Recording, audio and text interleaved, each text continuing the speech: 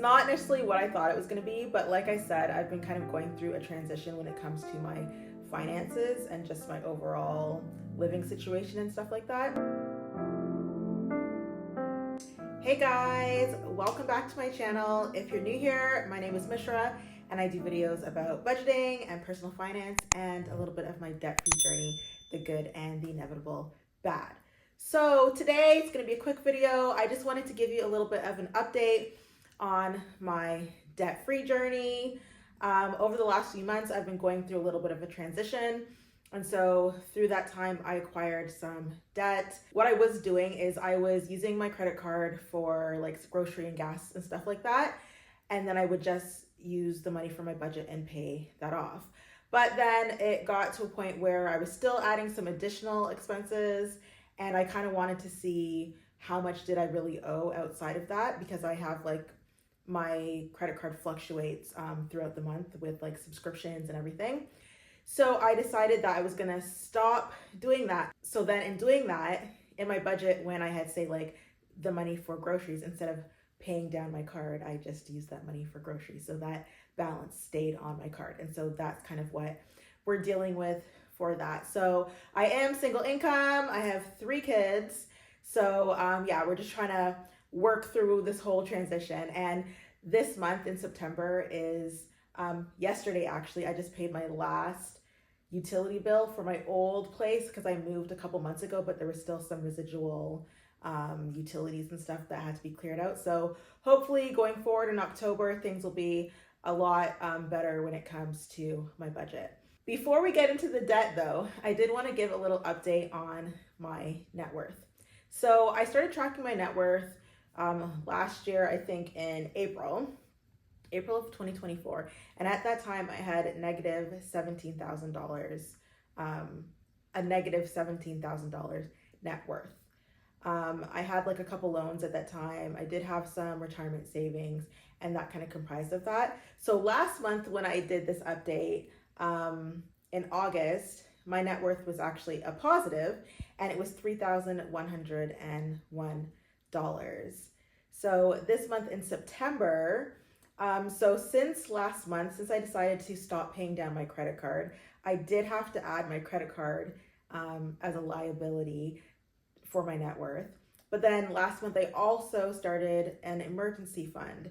So that $805 is being also added to my assets for the net worth. So with all of that being said, in September, my net worth is $3,416, which I mean, it's $300 better, which is actually really good. I'm really happy about that. Unfortunately, if I didn't have this extra $1,990 of credit card debt, my net worth obviously in September would have been at least almost $2,000 higher than the month before. But you know, this stuff happens. We're fixing the problem, and then we just need to move forward from there. So that being said, let's get into the credit card debt. So I do have, part of my debts is I do have a loan, but that I pay $350 a month towards. So I'm not really concerned about that. After the term is over, that will be done. If I feel like I have enough savings set aside and I have extra money and I want to start putting towards that, once my credit card debt is paid off, that's fine. I will definitely do that. But for now, I'm not really concerned about that debt. My credit card, on the other hand, so prior to the last 2 months, I guess, I wasn't paying interest on the card, but now I am. So I'm a little bit more in a rush to get it paid down so that I'm not incurring so much interest. So my previous balance on my card was $1,926.40. Payments for the month, so I made $1,166 of payments, but then purchases, I had $1,088.18. So I will say though, purchases, I do still use my credit card. Like I have monthly subscriptions that come off of there, which is about like $380. So I do still use my credit card for those things. There's a monthly fee of $5 and then interest of $47.07 that was charged this month. So the balance of my card for this month is $1,088. $900.65.